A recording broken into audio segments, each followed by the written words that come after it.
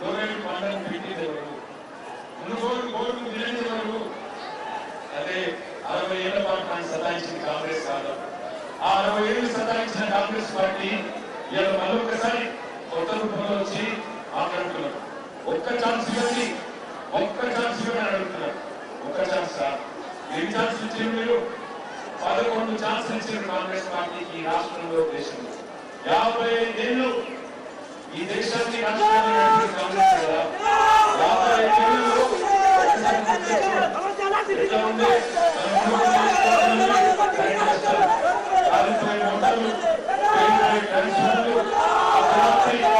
వచ్చే కరెంట్ కోసం మాట్లాడిపోయి ఆనాడు అనుకుంటే పాము తెచ్చుకుని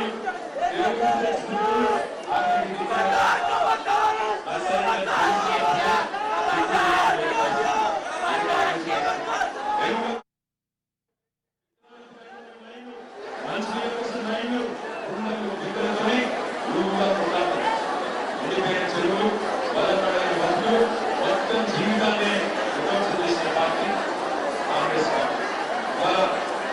ఆ కాలం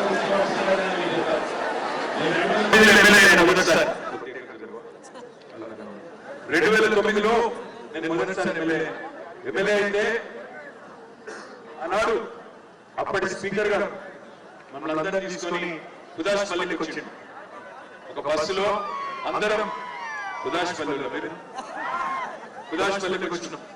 కుదాష్పల్లికి, మరిగూడానికి, శివనగూడానికి అక్కడికి వస్తే నిజంగా ఊరిని చూస్తే మనిషి కళ్ళలో నీళ్ళు తిరగకుండా, మంచానికి మంచం కోళ్లకు పిల్లలను గుంజగట్టేసిపోయే పరిస్థితి మా ఆడపిల్లలు. విషయం అని తెలుసు కానీ ఆ నీళ్లు తాగి తప్పని పరిస్థితి. ఇది ఆనాటి పరిస్థితి. అవునా కాదా ఆలోచించారు. ఇక్కడికి వచ్చిన మా ఆడపిల్లలు ఒకటే కోరుతా ఉన్నా, గుర్తు తెచ్చుకోండి. మంచినీళ్ళ కష్టాలు ఎట్లుండే కాంగ్రెస్ టైంలో యాడ్ చేసుకోండి.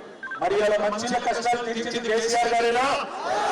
మిషన్ భగీరథ పైలాలు కట్టింది చౌటుపల్లినేనా? మిషన్ భగీరథను బ్రహ్మాండంగా పూర్తి చేసి ఇంటింటికి నల్లాలిచ్చిన కేసీఆర్ గారికి గట్టిగా చప్పట్లతో ఒకసారి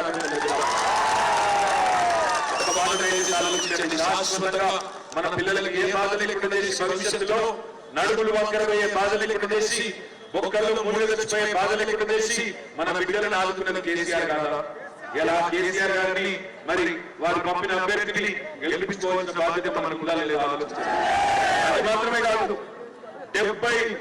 70 లక్షల రైతుల ఖాతాల్లో ఇవాళ 73,000 కోట్ల రూపాయలు రైతు బంధు రూపంలో జమ చేసి కేసీఆర్ గారు.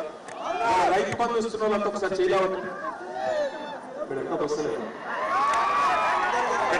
రైతు బంధు అందరికీ వస్తుంది. మీరు నాకు అబద్ధం చెప్పినట్టయితే రైతు బంధు మరి 55 ఏళ్ళు కాంగ్రెస్ అధికారంలో ఉన్నా ఎందుకు ఆలోచన చేయలే కాంగ్రెస్? రైతు బంధు ఇయ్యలే, కళ్యాణ లక్ష్మి ఇయ్యలే, షాదీ ముబారక్ ఇయ్యలే, కడుపు నిండా కరెంట్ ఇయ్యలే. కానీ ఓట్లు మాత్రం కావాలి. మంచినీళ్ళు కూడా ఇయ్యలే ఆఖరి. ఇలా కానీ ఓట్లు మాత్రం కావాలని అడుగుతున్నది కాంగ్రెస్. ఇంకా విచిత్రం ఏంటంటే